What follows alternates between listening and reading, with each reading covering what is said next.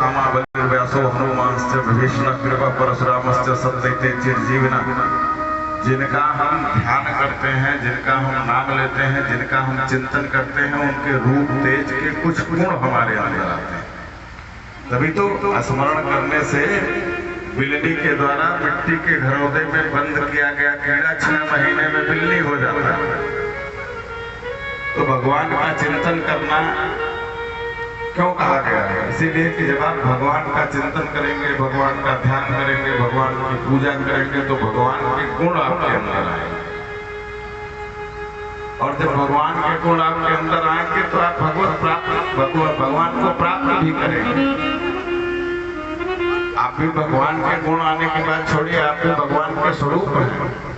भगवान कहते हैं कि हम आत्मा गुणा के सर्वभूता से स्थित है। मैं सबकी आत्मा के रूप में सबके हृदय में विराजमान हूँ। लेकिन अभी हमारे ऊपर है ना कि हम भगवान बनना चाहते हैं कि शैतान बनना चाहते हैं। हम भगवान बनते हैं कभी कभी जब हमारे अंदर दया होती है, करुणा होती है, उदारता होती है, तो हम भगवान बनते हैं।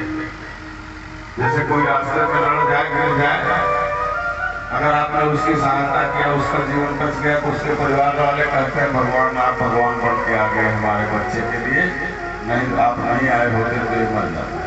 तो हमारे दुखों में जो हमारी सहायता करे वो भगवान,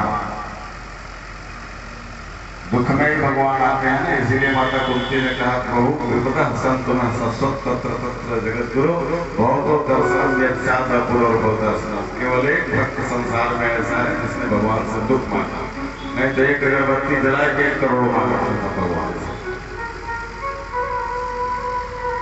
माता कुंती ने कहा बाबू हमको विपत्ति दीजिए, क्योंकि जब जब विपत्ति थी तब तब आप मेरे पास आए, और जब आप पास आए तब कौन सा दुख? जब भगवान ही आ गए तो कौन दुख? अरे भाई, जब द्रौपदी के भोजनालय में दुर्वासा पहुंचे तो द्रौपदी के खाने के बाद अक्षय पात्र में कुछ बचता नहीं था, और दुर्योधन ने कह दिया कि पांडव धर्म कार्य करने से वंचित हैं, महाराज आप उनके यहाँ जाके भोजन कर लीजिए, लेकिन 12 बजे बाद जाइए, लेकिन द्रौपदी खा। ये भी बता दिया कि जब द्रौपदी खा ले तब जाइए। सूर्य के द्वारा दिया गया अक्षय पात्र द्रौपदी के खाने के बाद फिर उसमें अन्न नहीं बढ़ता था। इसीलिए शास्त्र का विधान है कि जो गृहिणी भोजन बनाती है उसको जब तक सब लोग खा जाए तब तक खाना नहीं चाहिए। भंडारी को तब तक नहीं खाना चाहिए जब तक सब लोग खाना। भगवान ने द्रौपदी और पांडवों के उस आपातकाल में उनकी सहायता, एक कण जो भोजन का बचा था उसको खा करके कर दिया। भगवान विश्वात्मा है, उन्होंने कहा इस एक कण के द्वारा मेरे शास्त्र समस्त विश्व की तृप्ति हो जाए। अब दुर्वासा गए थे 10,000 शिष्यों के साथ नहा करके आगे भोजन करेंगे और डकार मारना है, डर के मारे आए ही नहीं। ये भी खाने को कह देंगे तो हम क्या खाएंगे, और इधर ये डर रहे थे कि अगर आ गए तो हम क्या खिलाएंगे। आज तो फिर क्रोध से उनकी जलने लगता है।